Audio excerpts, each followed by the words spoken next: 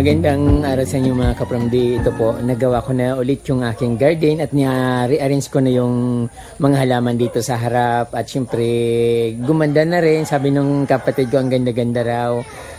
Sabi ko, wala namang mga ginagawa. Inano ko lang, parang pinutol-putol ko lang. Tapos syempre, inayos ko yung arrangement ng halaman. Although talagang, ang ayos ko talaga kapramdi yung parang talagang alternate yung may kulay. Ayaw kong pagsama-samahin yung mangkukulay kasi nagiging imbalance na parang wala nang dating sa ibang lugar. Tapos yung isa maganda, yung kabila pangit. So kaya ang ginagawa ko, nire-rearrange ko yung makulay at syempre yung height nila. So suggest ko lang po mga kapramdi na wag niyo na pong i-skip yung mga ads kasi kailangan na kailangan ko. Gusto ko kasing ipaayos yung bahay ko kasi darating na naman yung tag-ulan. Habang magsa-summer, gusto ko sanang ipagawa kahit na pangbili man lang ng pinto o saka yung lababo ba kasi giba na yung lababo ko, nakakahiya naman pakita. Siyempre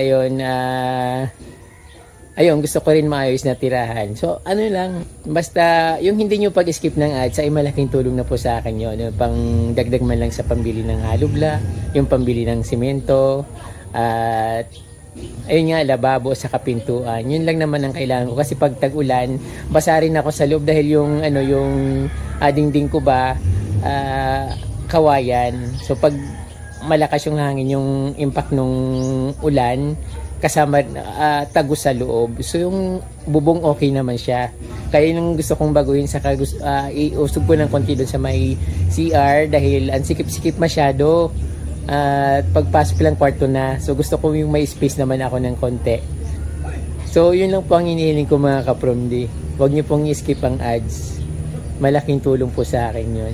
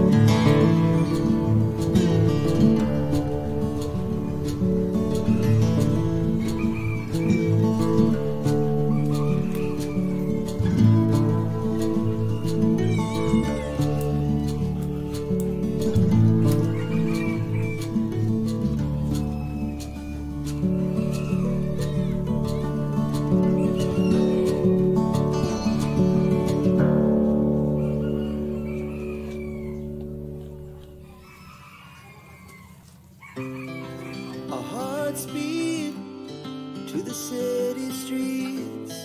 We began to feel the fire. We rise like tall buildings as the chemicals, they take us higher. The night's young and it's just begun as she puts her hand in mine. We wanna chase the night, wanna dance to the light, pull the stars from the sky, just two hearts running wild. Never sleep, never stop, as we shout from the top. We're gonna be two hearts running wild.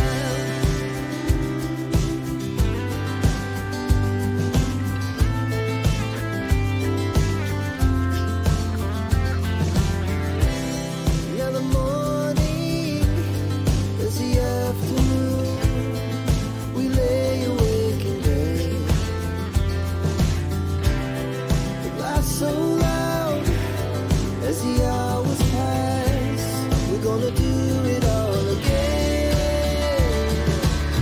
We wanna chase the night, wanna dance to the light, pull the stars from the sky, just two hearts running wild.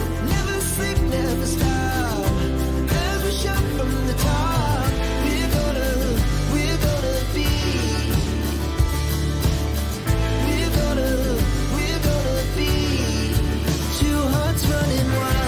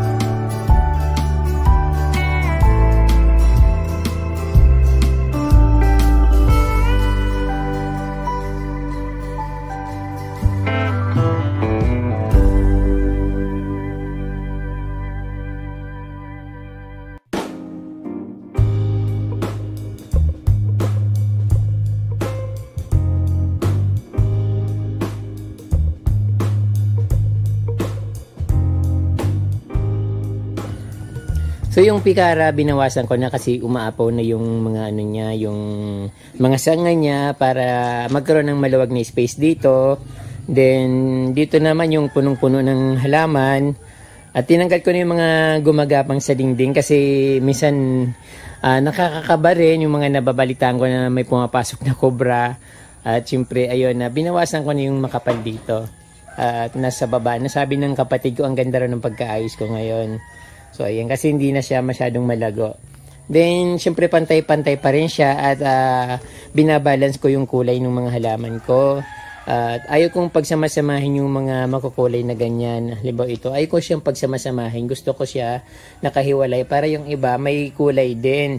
So yun yung laging kini-question ng mga nanonood, bakit daw hindi naka-arrange. Kasi style ko yun. Ayaw kong pagsamasamahin para magkaroon ng kulay din yung ibang lugar. Yun, mga niyon dito tinanggal ko yung mga croutons na matataas kasi hindi na siya maganda. So ayun, nilagay ko dito yung ipis na namamatay na.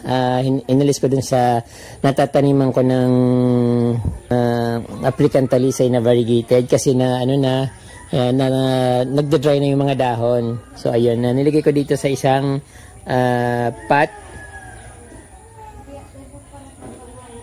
Then ayun dito mga kapromli, yung malaking croutons din dito tinanggal ko na, nilagay ko sa likuran para maging balance yung laki nila. Ayan. Dito sa lugar na ito hindi gumaganda yung mga kulay-kulay dito kasi parang natatamaan siya ng araw pero parang alanganin. Binigyan ako ng aking kapitbahay, si Mami Elsie. Shout out to Mami Elsie, kapitbahay ko. Binigyan niya ako ng caladium na Ridge Plus. So, yan naman mga caladium dito, yung Ridge Plus na caladium. Tapos maraming ibang mga white, ganun. So, yan, inano ko yung binabalance ko yung mga dito para hindi sila magsapawan.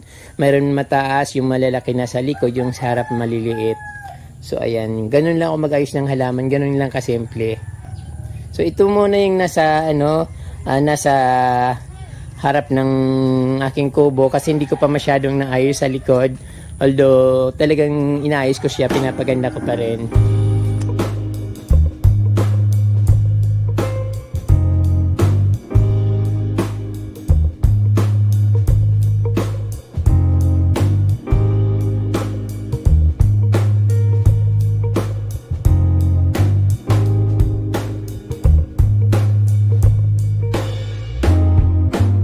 Ayan, madalas kong pinapakita sa inyo to pero hindi ko pinupokus.